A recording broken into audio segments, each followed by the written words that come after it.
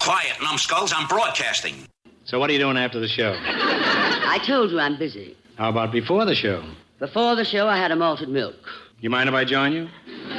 I'm trying to tell you as gently as I can. I can't see you before, during, or after the show. Well, now that you've given me the brush, how about you and me going out and painting the town red?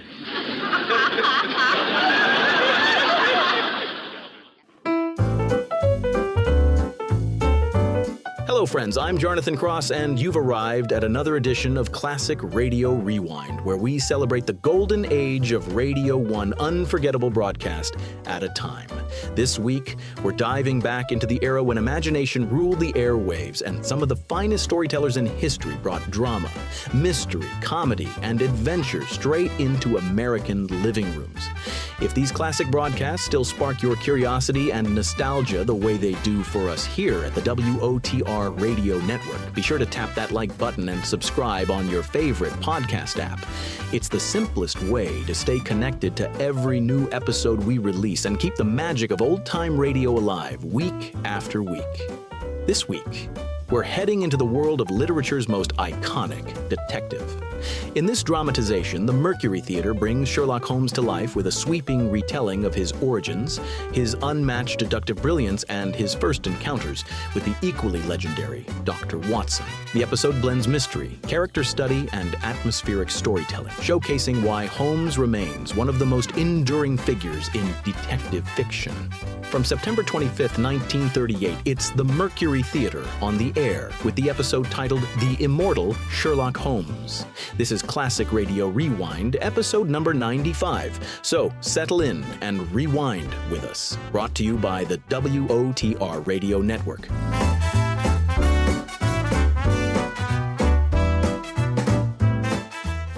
The Mercury Theater on the air.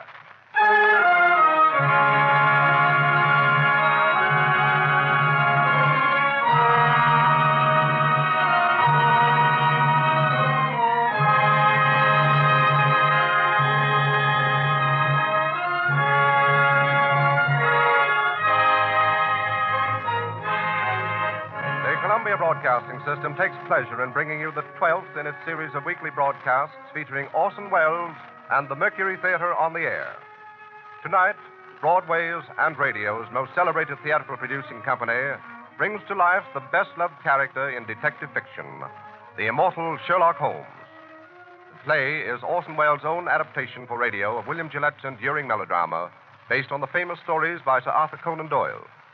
Before the performance begins, here is the director of the Mercury Theater, the star and producer of these unique broadcasts, Orson Welles. Good evening. Well, tonight it's back to Baker Street. Back to that unlikely London of the 19th century where high adventure awaits all who would seek it, in a hansom cab or under a gas lamp in an Inverness cape. For tonight we pay tribute to the most wonderful member of that most wonderful world. A gentleman who never lived and who will never die. There are only a few of them, these permanent profiles, everlasting silhouettes on the edge of the world. There is first the little hunchback with a slapstick whose hooked nose is shaped like his cap. There is now and always will be the penguin-footed hobo in the derby and the baggy pants, and the small boy with a wooden head, and the long, rusty knight on horseback, and the fat knight who could only procure a charge on foot. There is also the tall gentleman with the hawk's face, and the underslung pipe, and the fore and aft cap. We'd know them anywhere and call them easily by name. Punch and the Charlies, Chaplin and McCarthy, Quixote, Sir John, and Sherlock Holmes. Now, irrelevant as this may seem, we of the Mercury Theater are very much occupied these days with rehearsals for a revival of a fine old American farce. A lot of you will remember, if only for its lovely title, which is Too Much Johnson. Its author was William Gillette, which reminded us, as it reminds you, of Sherlock Holmes.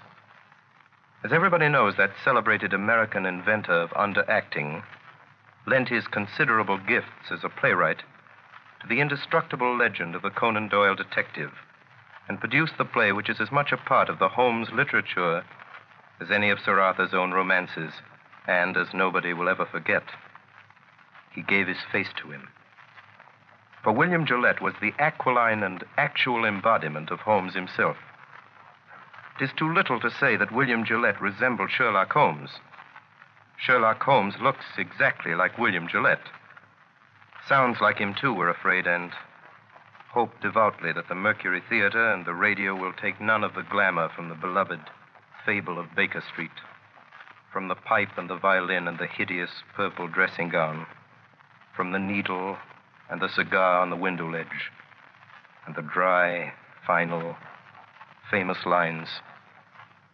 Elementary, my dear Watson, elementary, the mere child's play of deduction.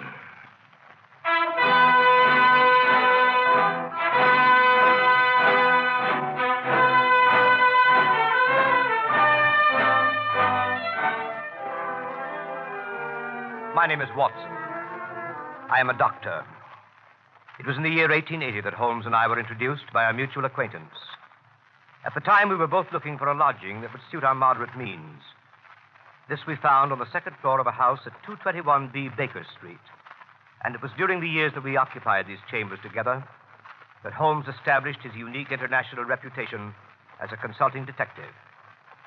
During that time, I was privileged to be his daily companion, and I have done my modest share in giving to the world an account of some of his most famous cases.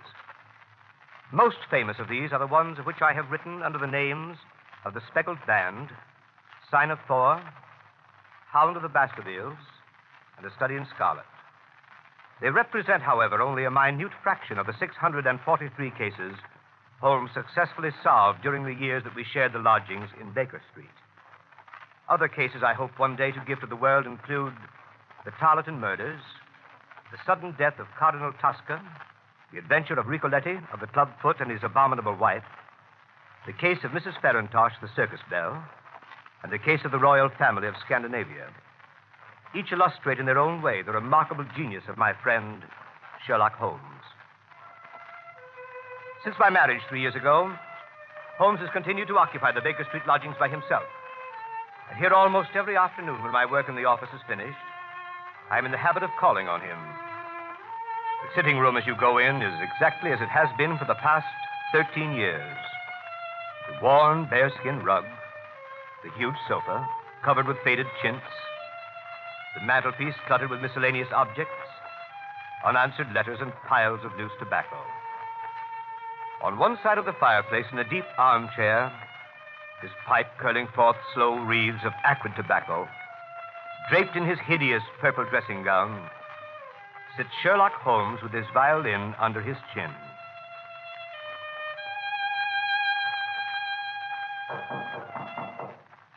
Come in. Oh, Watson, my dear fellow. How are you, Holmes? I'm delighted to see you. Perfectly delighted. Upon my word, I am. But I'm sorry to observe that your wife has left you. She has gone on a little visit. But how did you know? How did I? Well, I like that. How do I know anything?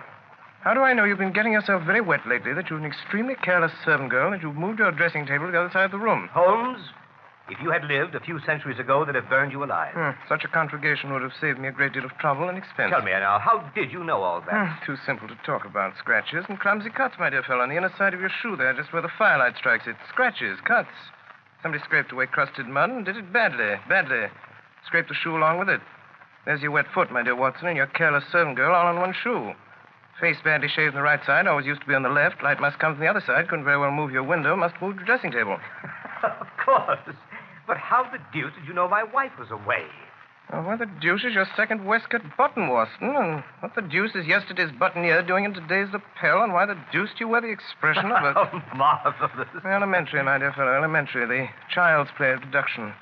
I'm only doing it for your amusement before we pass on to more serious matters. Oh, what is it now, Holmes? Watson, my dear fellow, the enthusiasm which has prompted you to chronicle, and if you will excuse my saying so, somewhat to embellish my little adventures, you occasionally seen fit to introduce a certain element of romance which struck me as being just a trifle out of place. Something like working an elopement into the fifth proposition of Euclid. I merely refer to this in case you should see fit at some future time to chronicle the case on which I am about to embark. The strange case of Professor Robert Moriarty. Moriarty? I don't remember ever having heard of the fellow. No, Watson, you haven't. It is precisely this quality of invisibility that makes of Professor Moriarty the Napoleon of crime. Sitting motionless like an ugly, venomous spider in the center of his web. But that web having 1,000 radiations and the spider knowing every quiver of every one of them. And within 48 hours, I'll have the lines drawn so tightly around him that he can't move. I'll arrest him and his entire gang. Why, Holmes, this is a very dangerous... My dear fellow, it's perfectly delightful. My whole life is spent in a series of frantic endeavors to escape from the dreary commonplaces of existence. For a brief period, I escape. You should congratulate me. The day before yesterday, I received in this room the visit of a certain foreign nobleman who has recently inherited a very considerable title and who is about to be married. Seems that this titled gentleman was so indiscreet as to fall in love with a young English lady by the name of Faulkner, socially his inferior, and to make her a promise of marriage. Later, at his family's insistence, the thing was broken off, and the young lady died shortly after of a broken heart, leaving behind a sister. Also, considerable evidence in the form of letters, photographs, and jewelry with inscriptions. These the sister kept. These, together with the sister, are now being held in a house in St. John's Wood by a pair of blackmailers who go by the name of Chetwood. So far as you see, my dear Watson, a fairly ordinary case of blackmail, hardly worth my attention. Last night, on my inspection, a certain element revealed itself which renders the case far more important than I had expected. And that element was... Professor Moriarty. Come in. Beg pardon, Mr. Holmes. Yes, Billy, what is it? Gentleman to see you by the name of Foreman. Show him in, Billy. Show him in. Yes, Mr. Holmes. Come in, Mr. Foreman. Good evening, Foreman. Good evening, Mr. Holmes. Watson, this is Inspector Foreman. Since the day before yesterday, he occupies the position of butler under the name of Judson in the home of Mr. and Mrs. Chetwood, blackmailers of St. John's Wood. Well, Foreman, any news? Yes, sir. This morning, a little after 9, Chetwood and his wife drove away in a four-wheeler. They returned about 11. Bassett was with them. You know him, though? Yes. When I last had the occasion to meet Mr. Bassick, he got 2 years for safecracking. Go on, Foreman. Well, they took this man Bassick into the library. I got a look at him from the outside. And there he was opening up the safe where they'd been keeping the letters. Go on. In the end, when they got the safe open, it was empty. The letters were gone. It seems like the Faulkner girl got them back somehow. That got them pretty excited. Bassick went out to send a telegram. Have you got a copy of it? Yes. Here it is, sir. It's in code. Moriarty. I thought so, Watson. This case is taking a most promising turn. Foreman, you return at once to the house at St. John's Wood. Within 10 minutes, I shall be there myself. If I remember correctly, the kitchen is immediately below the drawing room.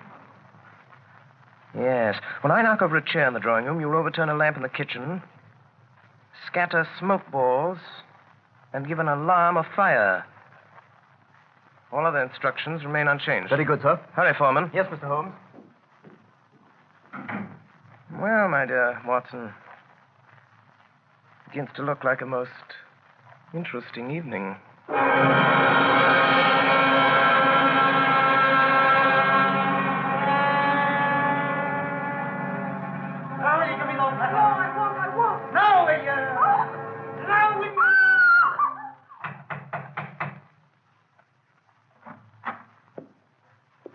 Good evening.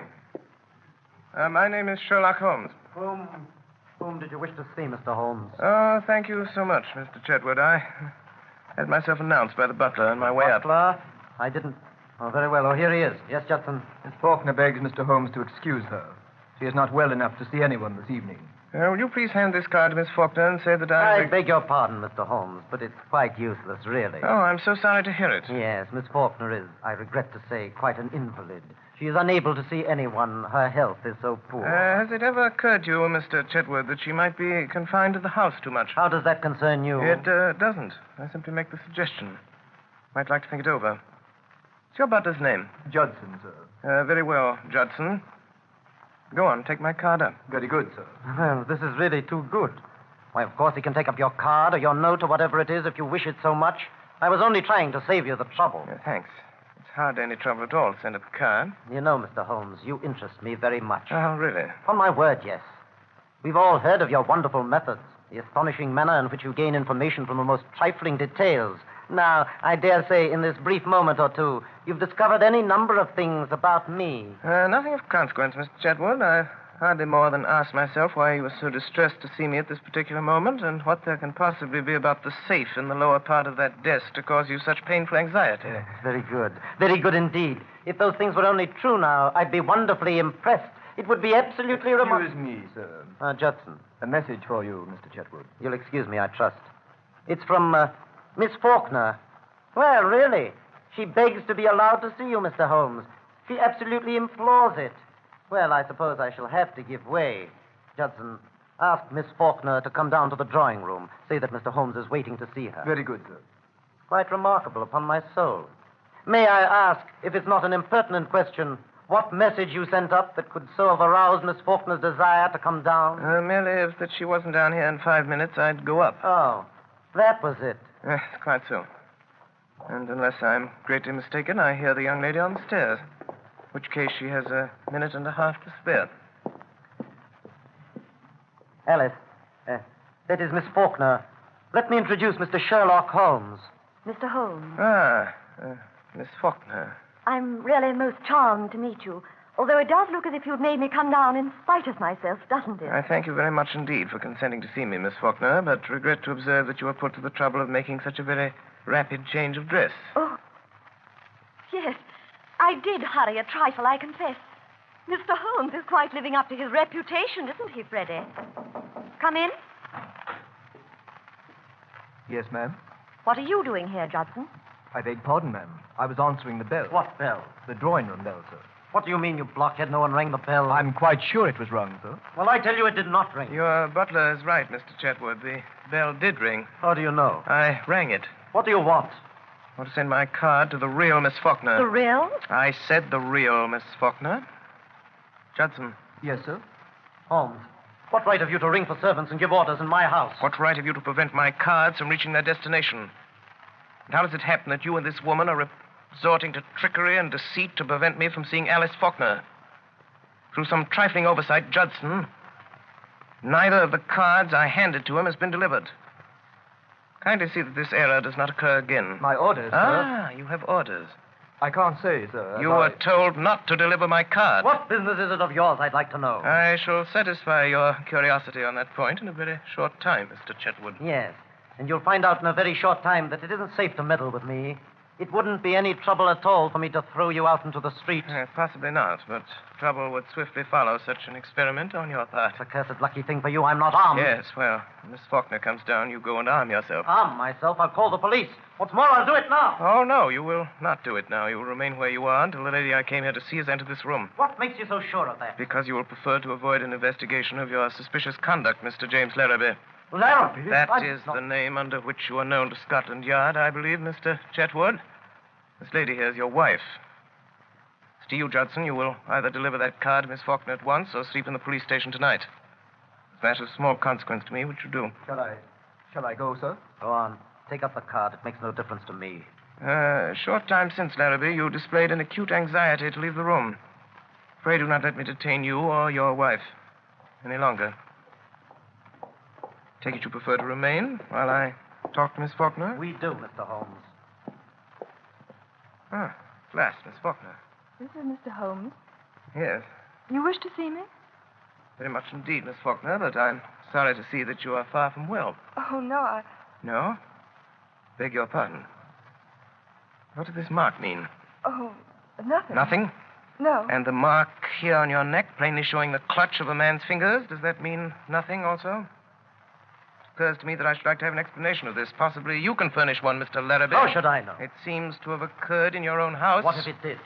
You'd better understand that it isn't healthy for you or anyone else to interfere with my business. Ah, that is your business. We have that much at least. Pray be seated, Miss Faulkner. I don't know who you are, Mr. Holmes, or why you were here. I shall be very glad indeed to explain. My business is this. I've been consulted as to the possibility of obtaining from you certain letters addressed to your sister, which are supposed to be in your possession. I cannot give up my sister's letters, Mr. Holmes. There are other things besides revenge. There is punishment. Believe me, Miss Faulkner. There is nothing more to say. Good night, Mr. Holmes. But my dear Miss Faulkner... Oh, I'm so sorry. How clumsy of me to turn over this chair. Fire! Fire! Oh, help, sir. Oh, what's that? What's that? What's going on in your house here? The lamp, sir. The lamp in the kitchen, sir. It fell off the table and everything down there is blazing, sir. Quick, sir, come down. We're coming. Don't alarm yourself, Miss Faulkner. There is no fire. No fire? The smoke was all arranged for. Arranged for? What does it mean, Mr. Holmes? It means this, Miss Faulkner. It means that I wanted a package of letters, Miss Faulkner, and that by following your eyes just now, when you thought there was a fire, I discovered that you'd hidden them in the upholstery of this chair. Yes. Quite elementary, as you see. And now that they're in my possession, there seems to be no reason for me to remain any longer in this house. Good night, Miss Faulkner. Miss Faulkner. Yes?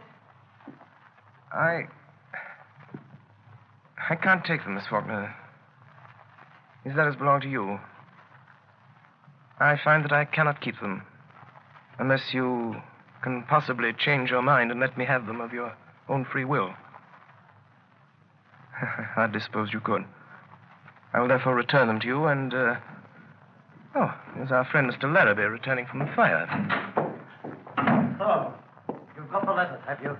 Now I suppose we're going to see you walk out of the house with them. On the contrary, you're going to see me return them to their rightful owner. Miss Faulkner, here are your letters.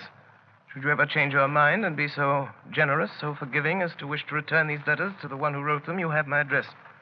In any event, rest assured there will be no more cruelty, no more persecution in this house. Thank you, Mr. Holmes. You are perfectly safe with your property, Miss Faulkner, for I shall so arrange it that your faintest cry of distress will be heard. And if that cry is heard, it will be very unfortunate for those who are responsible. As for you, Mr. Larrabee, and you, Madame, I beg you to understand that you continue your persecution of that young lady at your peril. Good night. Miss Faulkner. Come here, Miss Faulkner. Now.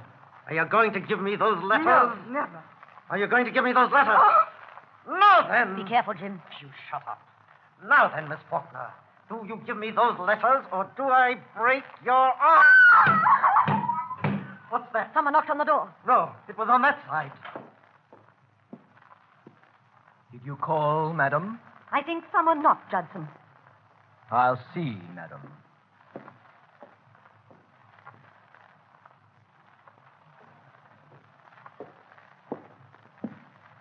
I beg pardon, madam, but there's no one at the door. Very well, you may go. He's got us watched. What we want to do is to leave it alone. Let the Emperor have it. Do you mean Professor Moriarty? That's who I mean. Once let him get at it, he'll settle it with Holmes pretty quick. Don't you worry a minute. I tell you, Professor Moriarty will get at him before noon tomorrow night. He won't wait long either. And when he strikes, it means death.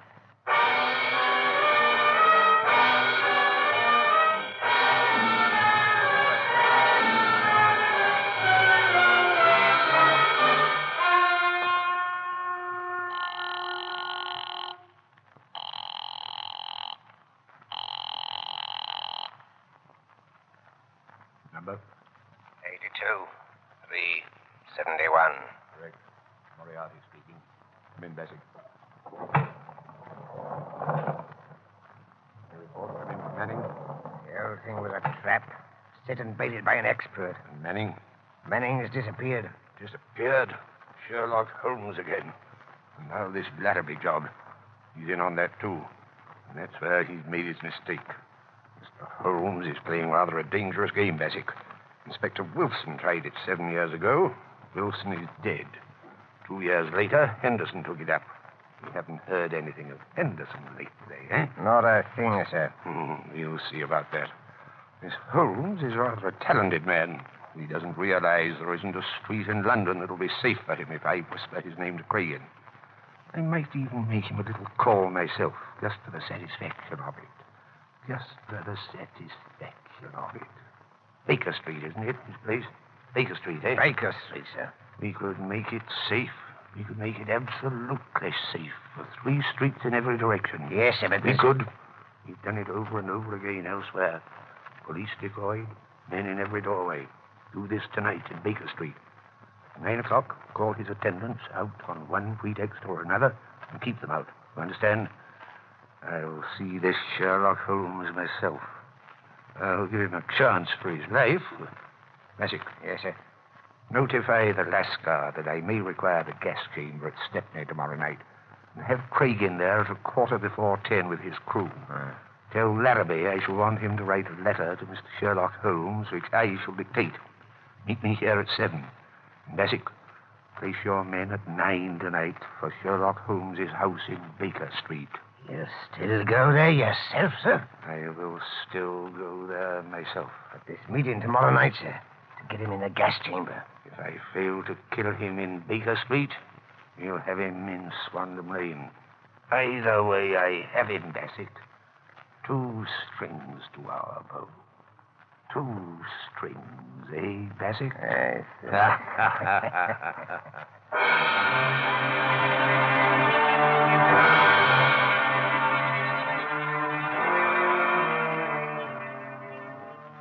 That evening, Holmes and I dined together at Scott's in Piccadilly Circus.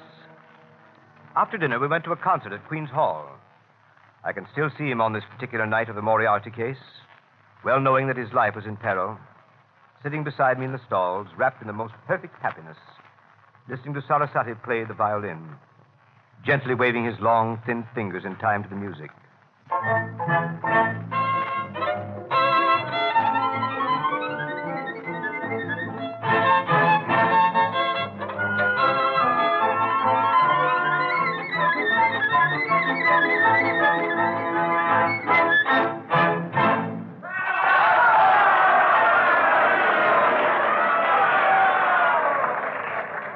When it was over, he rose, put on his long coat, and started with long steps in the direction of the street. Come, my dear Watson. Go home to Baker Street. I have an idea that very soon we shall be receiving a most interesting visit.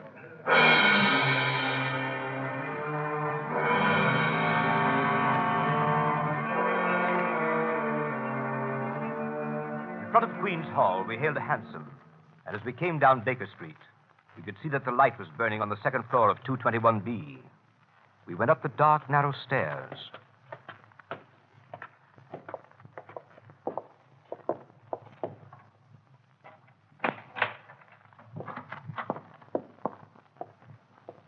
Mr. Holmes. The boy Billy was waiting for us. Mr. Holmes. What is it? Mrs. Hudson's compliments, sir, and she wants to know if she can see you. No, where is Mrs. Hudson? Downstairs in the kitchen, sir. My compliments, and I don't think she can. Where she is.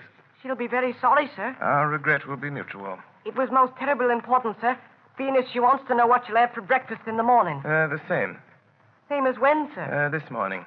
But you didn't have nothing, sir. You wasn't here. I won't be here tomorrow. Yes, sir. Was that all, sir? Quite so. Yes, sir. Thank you, sir. Oh, Mr. Holmes, here's a letter for you, sir, on the table. Delivered 10 minutes ago. Well, read it, Watson. There's a good fellow. I put on my dressing gown. Yes.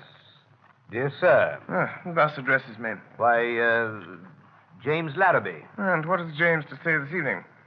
Dear sir. I hope he won't say that again. I have the honor to inform you that Miss Faulkner has changed her mind regarding the letters, etc., which you wish to obtain, and has decided to dispose of them for a monetary consideration. If you wish to negotiate, will you be at 9 o'clock at the Guards' Monument at the foot of Waterloo Place? You will see a four-wheeler with wooden shutters to the windows. If you have the cab followed or try any other underhand trick, you won't get what you want. Let me know your decisions. Yours truly, James Larrabee. Mine truly. Well, later, perhaps. What does the fellow mean? Fellow means to sell me a base imitation for a large sum of money of certain letters that he does not possess. I shall probably buy them from him. Now, see if I have the points. Tonight, 11 o'clock, Guards Monument, cab with wooden shutters, no one to come with me, no one to follow. Or I don't get what I want. Quite right. But this cab with the wooden shutters? Merely a little device to keep me from seeing where they're taking me. Billy. Yes, sir. Give this to the man. It was a woman, sir. Oh, young or old? Looked quite young, sir. Handsome? Four-wheeler, sir. Seen the driver before? Yes, sir, but I can't think where. Hand this to the lady, apologize for delay, and look at the driver again. Yes, sir. But, my dear Holmes, you didn't say you would go. But I certainly did. But this fellow means mischief. This fellow means the same. I beg pardon, sir. A message come over from the chemist on the corner to say a man has been hit by a bus. Looks like his legs broke. And would Dr. Watson kindly step over and help till the ambulance Oh, yes, comes? certainly. I'll go at once. I'll be back in a minute, Holmes. Billy, Yes, sir. who brought that message? Boy from the chemist, sir. Yes, of course, but which boy? Must have been a new one, sir. I ain't seen him before. Billy, get downstairs quickly. Look after the doctor. The boy's gone. There's a man with him. It means mischief. Let me know. Don't stop to come up. Ring the doorbell. I'll hear it. Ring it loud. Yes, sir.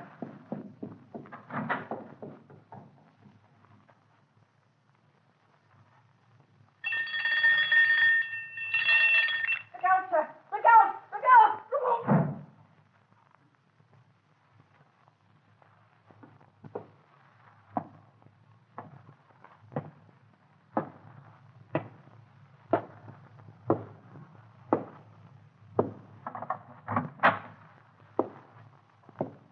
Dangerous habit, Mr. Holmes, to finger loaded firearms in the pocket of one's dressing gown.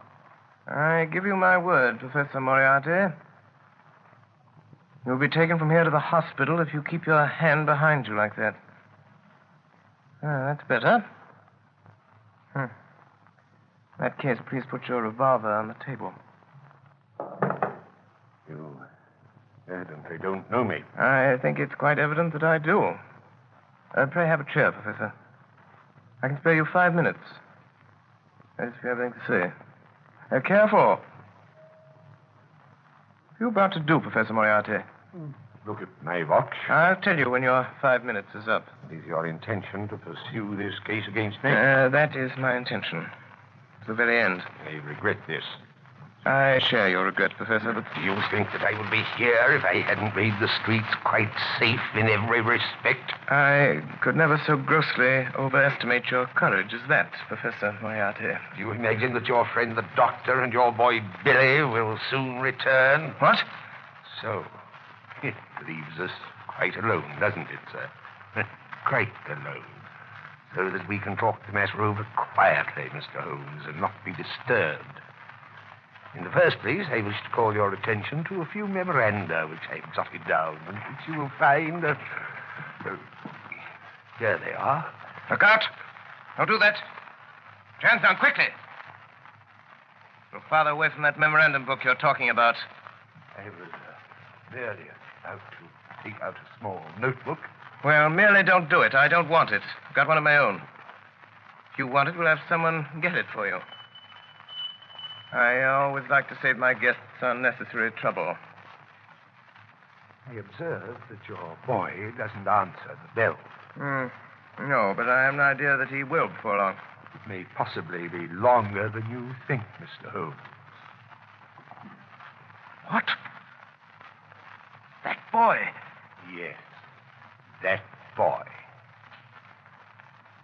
At least we'll try the bell once more, Professor. Doesn't it occur to you that he may possibly have been detained, Mr. Holmes? It does, Professor. But it also occurs to me that you're in very much the same predicament, Professor Moriarty. I beg pardon, sir. Someone tried to hold me, sir. It's quite evident, however, that he failed to do so. Yes, sir. He's got my coat, sir, but he ain't got me. Billy. Yes, sir. Billy, the gentleman I'm carefully pointing out to you with this 45 desires to have us gather something of his left hand inside coat pocket. He's not feeling quite himself today, and the consequence of his trying to do it himself might prove fatal. I suggest you attend to it for him. Yes, sir. Is this it, sir? This gun? Quite so. Quite so. I'll put it on the table. Not there, Billy. On this table, where I can reach it. More like it. That's all, Billy. Shall I see if he's got another, sir? Why, Billy, you surprised me. Half the gentleman's taken the trouble to inform us that he hasn't. When, sir? When he made a snatch for this one. And now, Professor, now that we have your little memorandum book, do you think of anything else you'd like before Billy goes? Any little thing you've got that you don't want? So sorry. That's all, Billy. Thank you, sir. Listen, Holmes, to me. On the 4th of January, you crossed my path. On the 23rd, you incommoded me. And now, at the close of April, I find myself placed in such a position through your continual interference that I'm in positive danger of losing my liberty. Have you any suggestions to make? No, I have no suggestions to make. I have a fact to state. If you don't drop it at once, your life's not worth that. I'm afraid, Professor, that in the pleasure of this conversation, I'm neglecting more important business. If you'll excuse me a moment while I get my pipe off the mantelpiece here. I came here this evening, Mr. Holmes, to see if peace could not be arranged between us. Quite so, quite so. You've seen fit not only to reject my proposals, but to make insulting references coupled with threats of arrest. You've been warned of your danger. You don't heed that warning. Perhaps you'll heed this. Up with your hands, Mr. Holmes. Up with them, hands. Didn't imagine I'd leave that gun loaded, did you, Professor Moriarty? Here are your cartridges. I didn't suppose you'd want to use that gun again, so I took them out while you were talking and put them in my pocket. You'll find them all there, Professor. Billy, Yes, sir? will you please show Professor Moriarty the door? Yes, sir. This way, sir. Don't ever say I didn't warn you, Mr. Holmes. No, Professor Moriarty. No, I never will. Billy, come here. Yes, sir. Billy? Billy, you're a good boy. Yes, sir. Thank you, sir.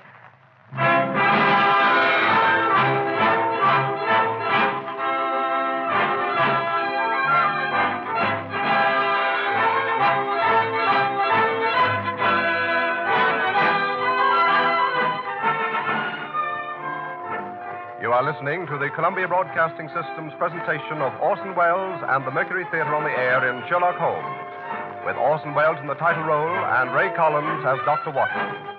We pause a moment for station identification. This is the Columbia Broadcasting System.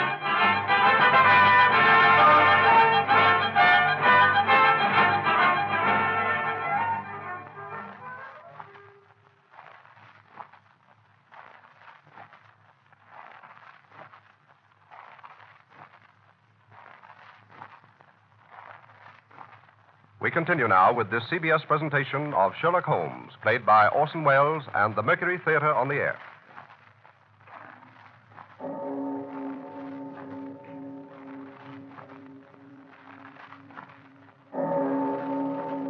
It was exactly 9 o'clock when Sherlock Holmes left the house in Baker Street.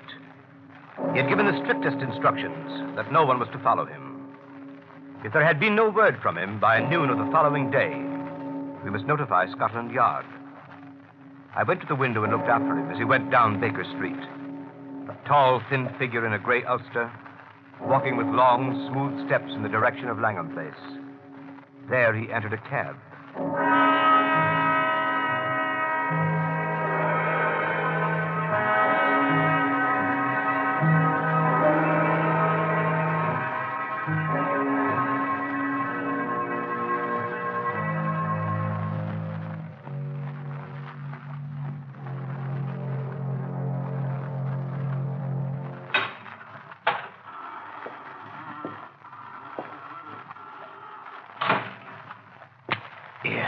What are you doing, lighting matches here? That's what I'm doing. Chuck it. Why should I chuck it? There might be gas, you fool. There ain't no gas. It's been 4 days since we had gas in the room. And I still say there might be gas. Did you check it? I will.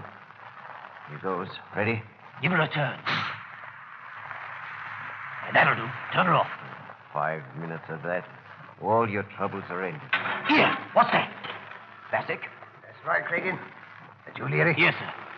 McCabe? Yes, sir. Be careful now, you boys. You've got a tough one tonight. We ain't said who, as I've heard. Sherlock Holmes.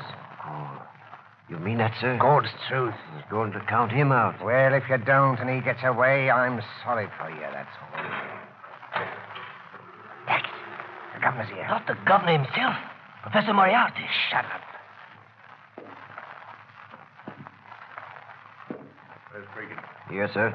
Got your full crew? All here, sir. No mistakes tonight, Cregan. I'll be careful of that, sir. This is Larrabee. Hello. He's in on this job. Hello, Larrabee. Oh. What's that door, Bassick? Small cupboard, sir. No outlet? None whatever, sir. That window? Nailed down, sir. Men might break the glass. If he did, he'd come up against the heavy iron bars outside. We'll have him tied down before he can break any glass, sir. You've used it before, eh? Of course, you know it's airtight. Every crevice is sealed, sir. When the men have turned the gas on him, they leave by this door. Yes, sir. We've made quite secure. Heavy bolts on the outside, sir. Solid oak bars overall. Let me see how quick you can operate them. They tie a man down, sir. There's no need to hurry. Let me see how quick you can operate them. Leary? Yes, sir.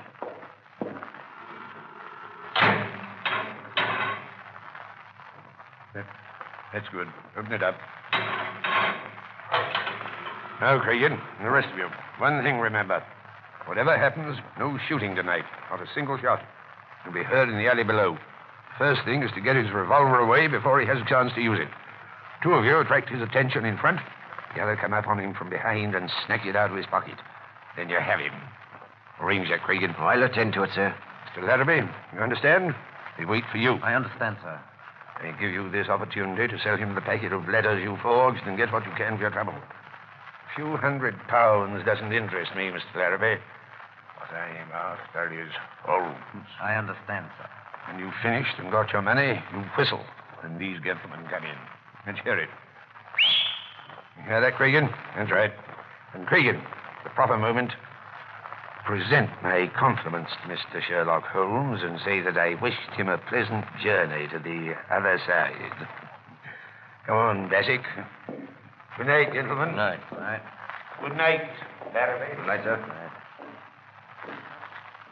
All right, boys. Clear. When you hear the whistle, in you come. Right you are, sir. Larry. Yes, sir. You get down on the corner below. Let me know when he comes. I will let you know. Well, when you see him driving up, come down the alley and whistle 3 times. Very good, sir. Here. What's this? How did you get in? What are you doing there in the passage? Hey, What is it, Larry? a woman here in the passage. Bring her in. Come on, you. Come on. Oh, it's you, Miss Faulkner. It's true, then. How did you get to this place? I followed you in a cab. What have you been doing since I came up here? Informing the police, perhaps? No. I was afraid he'd come, so I waited. To warn him, I suppose. No. To warn him, yes. You're going to swindle and deceive him, sell him a packet of false letters. I know that. What else are you going to do to him? Wouldn't you like to know? Where are those men who came up here? What men? 3 terrible-looking men. I saw them go in at the street door. You don't mean these men, do you, Miss Faulkner? Hurry up, boys. Can't make a noise. Here you are. Hurry up. Listen. That's him. There he is now. What? Holmes? That's him. That's the signal. We won't have time to get her out. Shut her in there in the cupboard. Yeah, that'll do. In with her. Into the cupboard. Hey, there ain't no lock to this here cupboard door. Well, let's drive something in then. Here, this knife. This'll do it. That'll hold her. Now, quick, quick!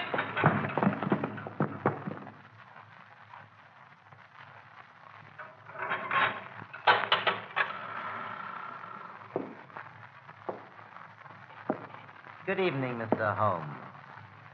Ah, Mr. Larrabee. Oh, really? I certainly thought after all this driving about in a crow's cab, you'd show me something new. Seen it before, have you, Mr. Holmes? Oh, well, a time or two. Now that I come to think of it, I nabbed a friend of yours in this place while he was trying to drop himself out of the window. Ed Colvin, the cracksman. Colvin, never heard of him before. Well, you certainly never heard of him after. Sure of that. A brace of counterfeiters used these luxurious chambers in the spring of '89. Well, one of them hid in that cupboard. We pulled him out with the heel. Quite interesting. But times have changed since then. So they have, Mr. Larrabee, so they have. Then it was only cracksmen, counterfeiters, pickpockets, and petty swindlers of various kinds. But now... Well, what now? Well, between you and me, Mr. Larrabee, we've heard some not altogether agreeable rumors. Rumors of some pretty shady work not far from here. A murder to a very peculiar kind. I've always had a suspicion... That's it. My surmise was correct. It is. It is what? This room is corked, sealed. What does that signify to us? Nothing to us, Mr. Larrabee, nothing to us. But it might signify a good deal to some poor devil who's been caught and gassed in this trap. Well, if it's nothing to us, suppose we leave it alone and get to business. My time is limited. Yeah, of course. I should have realized that these reflections could not possibly appeal to you. Smoke? Have a cigar, Mr. Holmes? Oh, thanks. Oh, good cigar, this, Mr. Larrabee. A genuine Havana. Glad you like it. Now, here is the little packet of letters which is the object of this meeting. I haven't opened it yet, but Miss Faulkner tells me everything is there. Suppose, Mr. Larrabee, that as Miss Faulkner knows nothing about this affair, we omit her name from the discussion. What do you mean? Who told you she doesn't know? You did. Every look, tone, gesture, everything you've said and done since I've been in this room has informed me that Miss Faulkner has never consented to this transaction. It is a little speculation of your own. Oh, I suppose you think you can read me like a book. Oh, no, like a primer. Well, let it pass. How much will you give? £1,000. I couldn't take it. What do you ask? 5,000. I couldn't give it. Why, I've been offered 4,000 for this little packet. Why didn't you take it? Because I intended to get more. Oh, that's too bad. They offered 4,000. They'll give 5. They won't give anything. Why not? They've turned the case over to me. Will you give 3,000? Mr. Larrabee, strange as it may appear, my time is limited as well as yours. I have brought with me the sum of £1,000, which is all that I wish to pay. If it is your desire to sell at this figure, kindly appraise me of the fact at once. If not, permit me to wish you a very good evening. Well? You can have it. It's too small a matter to haggle over. Give me the money. Certainly. I thought you said you'd only brought just 1,000. I did. This is it. You brought a trifle more, I see. Quite so. I didn't say I hadn't brought any more. You can do your little tricks when it comes to it, can't you? It depends on who I'm dealing with. Yeah. You give me that money. Come on, quick. Hand it over. Now, I've got you where I want you, James Larrabee. You've been so cunning and so cautious and so wise, we couldn't find a thing to hold you for, but this little slip will get you in for robbery. You'll help me in, will you? What are your views about being able to get away from here yourself? I do not anticipate any particular difficulty. Robbery, eh? Why, even if you got away from here, you haven't got a witness. You haven't got a witness to your name. I'm not so sure of that, Mr. Larrabee. Not so sure of that. You usually fasten this cupboard door with a knife. Come away from that door! Faulkner! Stand back. Contemptible scoundrel, what does this mean? I'll show you what it means, Cut it quick. I'm afraid you're badly hurt, Miss Faulkner. Mr. Holmes, look behind you! James! Hold it there, boy. I'll have to ask you gentlemen to wait just one moment, please. Here there. What's the idea of sitting down and writing? What are you writing? Writing your will, I suppose. No, only a brief description of one or two of your gentlemen. The police. Wait a bit. You better listen to me, Mr. Holmes. We're going to tie you down nice and tight to the top of that table. Why, you surprise me, gentlemen. Thinking you're so sure of anybody in this room. And 3 bars gone out of that window. Bars or no bars, you're not going to get out of here as easy as you expect. There are so many ways, Mr. Larrabee, that I hardly know which one to choose. Well, you better choose quick, I can tell you that. I'll choose at once, Mr. Cragen. And my choice falls on this chair. My God! The light! You get away in the dark! Look out! There he goes! Look at his cigar! Strike him by the cigar! What's his cigar? Look out! He's going to the window! He's up on the ledge! He's climbed up! Look at his cigar! Get him quick! After him! There he goes! He's out! By the window! No, gentlemen, no, not by the window. I'm leaving by the door. By the way, I left my cigar for you on the windowsill. Good evening, gentlemen.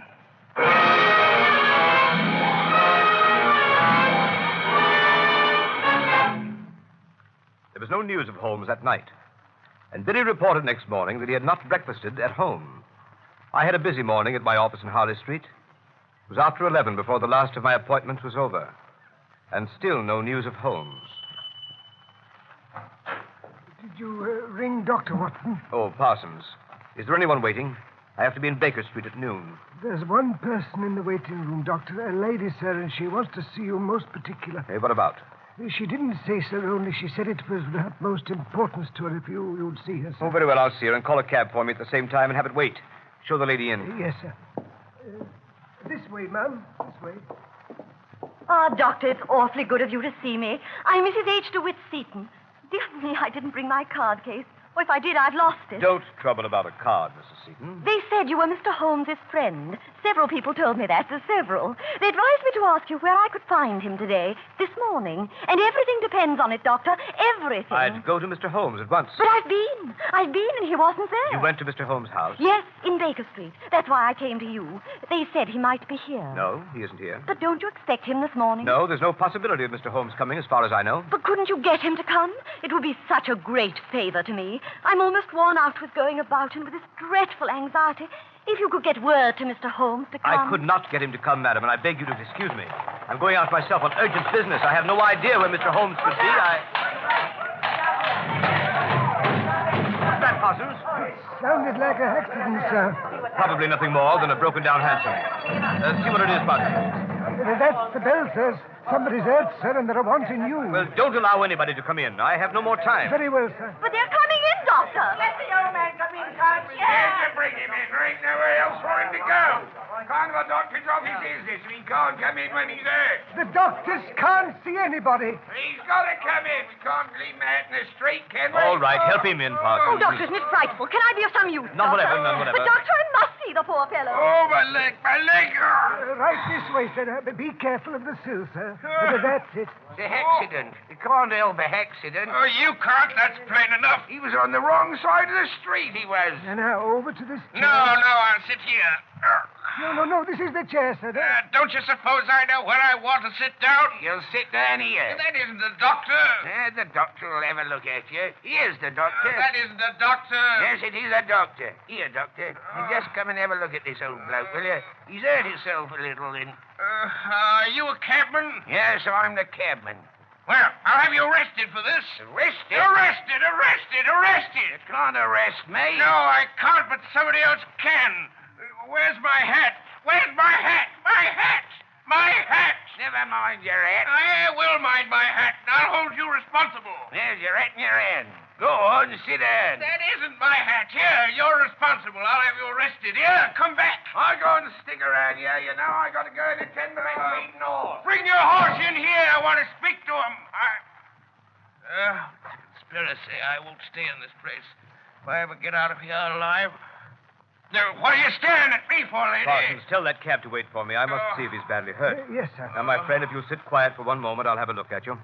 Well, stay still, will you? Well, how can I... Remarkable weather we're having, eh, Doctor? Holmes. What on earth? How about helping me remove some of this ridiculous disguise, Watson? Holmes! Is that you? Quite so, my dear fellow, quite so. Holmes! Watson, don't get out that window. Look out, the blind! What do you want me to do? Nothing. It's already been done by Mrs. Larrabee here. Look out, Holmes. She can get out that way. I don't think so, Watson. Foreman. I've got her, sir. Good work, Foreman. I'll take this lady in charge. Yes, sir. Very good, Foreman. Wait for me outside. Yes. Oh, Watson, my dear fellow, I regret to say that up to the present time, Professor Moriarty himself has not risen to the bait. Where do you think he is? In the open streets, under some clever disguise. Watching for a chance to get at me. And was this woman sent in here? Quite so. A spy. To let them know by some signal if she found me in the house. Now they know. Pull down that blind, Watson. I don't care to be shot at from the street. I imagine we shall hear from Professor Moriarty very soon now. Mr. Holmes! Mr. Holmes! What did I tell you? He's come, sir. From where? The house across the street. He was in there watching these windows. He must have seen something, for he's just come out. There was a cab waiting in front of this house, sir, and he's climbed up and changed places with the driver. Get out again quick, Billy, and keep your eye on him. Yes, sir. Thank you, sir. Watson, if you let me have a rather heavy portmanteau for a few moments, I won't do it any harm. Parsons, my large Gladstone over there in the corner. Bring it here, please. Yes, sir. Yes. Here you are, sir. Here's the portmanteau. Thank you, Parsons. Put it down there. Thank you so much. Parsons, you ordered a cab for the doctor a short time ago. It's been waiting, I believe. Yes, sir. I think it has, sir. Be so good as to tell the driver to come in here and get a valise. When he comes, tell him that's the one. Very good, sir. My dear Watson, times like these, you should tell your man never to take the first cab that comes on call, nor yet the second. The third may be safe. But, Holmes, All right, I'm coming. Here it is, cabby. Here, right in this way. This bag, I want taken down, Right, the sure, I'll street. give that, right. All right. Goodbye, Watson. Bye, Watson, old fella. Wait a minute, driver. Pretty heavy, I'm afraid. Let me help you. Watson, I'll write to you from Budapest. Yes, but Holmes... Here, driver. Just let me tighten up these straps a bit. There we are, that's right. I'll hold it, driver. You pull the strap. A few little things in this bag that I wouldn't like to lose. Right, you will see. And it's just as well to make quite sure. Is it not, Professor Moriarty? By means of a simple pair of handcuffs. Blast you, Holmes. Do you imagine, Sherlock Holmes, that this is the end? I ventured to dream that it might be. You quite sure the police will be able to hold me? Professor Moriarty, I'm quite sure of nothing. Take him away, Foreman.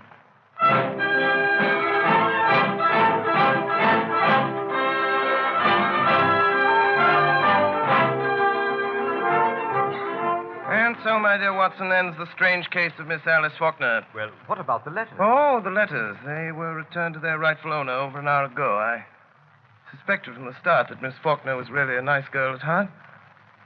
Ah, dear. What is it, Holmes? I was just reflecting, my dear Watson. With Moriarty out of the way, London, from the point of view of the criminal expert, is likely to become a singularly uninteresting city. One's morning paper, a veritable wilderness of boredom. Mr. Holmes! Mr. Holmes! Yes, Billy? There's a lady, sir. Been waiting for an hour. Says she's got to see you, sir. Case of murder, she says. She's got her face veiled. From which I deduce that she is a lady of over 41 and less than 45, of a strange, dark beauty and considerable social eminence. And that she has lived for some years in the Near East. And that she is now wearing a large blood ruby on the second finger of her left hand. Holmes, how do you know these things? It's amazing. Elementary, my dear Watson. Elementary. The child's play of deduction.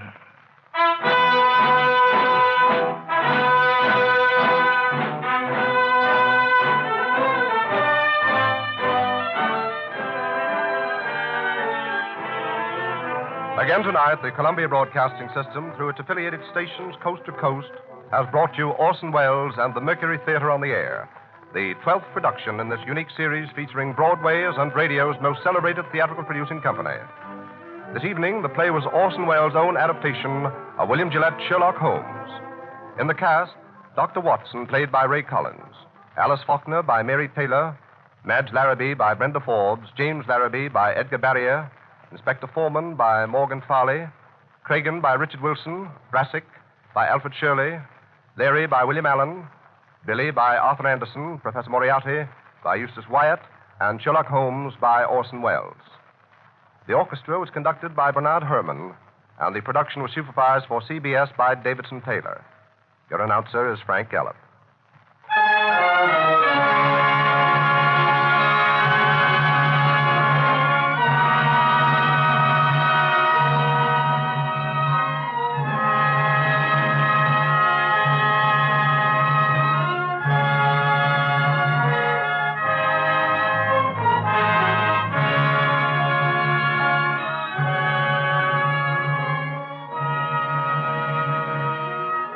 Next Sunday evening at the same time, another classic narrative dramatized by Orson Welles.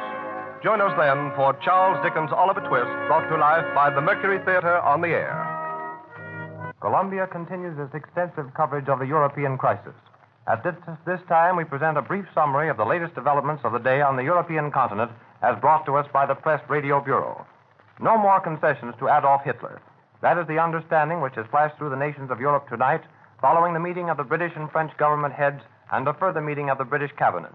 The United Press learns on high authority that the French and British conferees have agreed not to ask Czechoslovakia to go further than the original French-British proposal, which was adopted 1 week ago tonight. In the meantime, according to reliable reports, the new government of Czechoslovakia has definitely rejected the Hitler memorandum, which was transmitted to Prague by British Prime Minister Chamberlain without recommendations. The text of Czechoslovakia's answer to the memorandum, which required evacuation of the Sudeten areas by October 1st, has not yet been issued. But the memorandum which Chamberlain submitted was given out earlier today.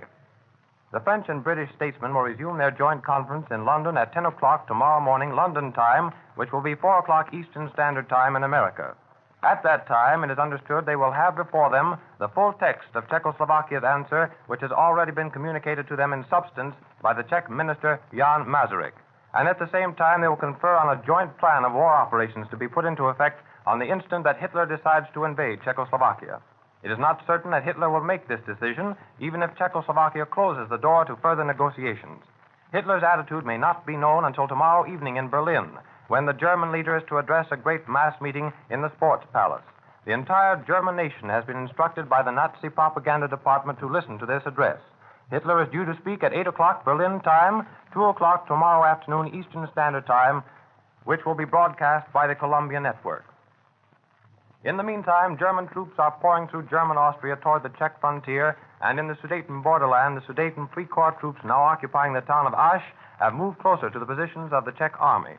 Refugees from Czechoslovakia are streaming across the border into Germany. These are mostly Germans, but one group of refugees were Americans from Prague who had expected to take a train from the city of Eger into Germany. And here is still later word from London. The Czechoslovakian answer to the Hitler memorandum is a memorandum to the British government and not to Hitler.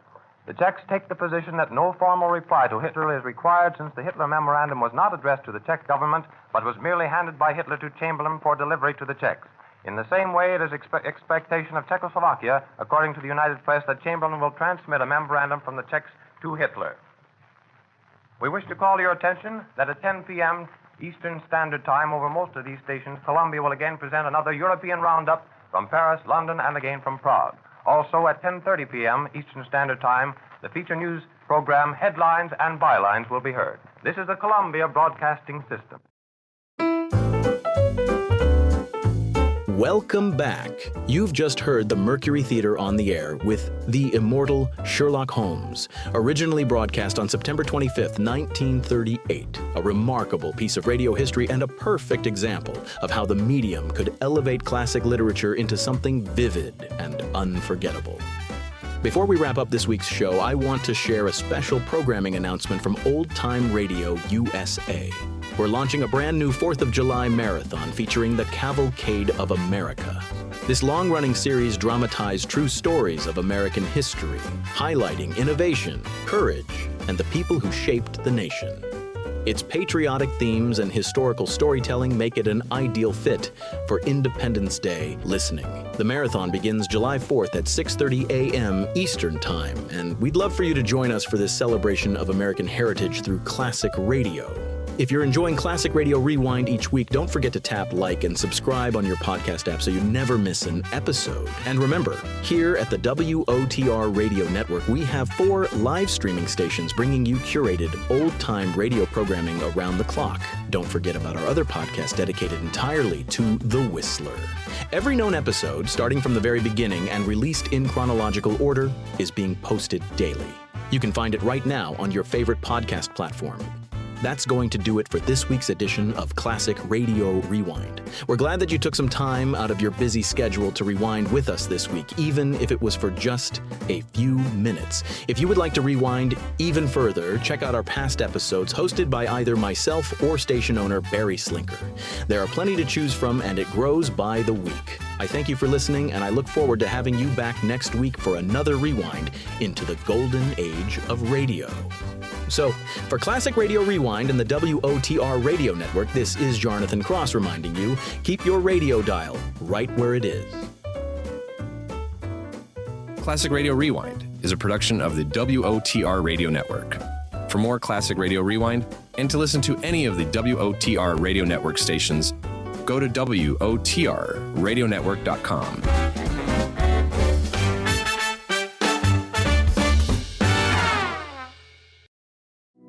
You're listening to the WOTR Radio Network,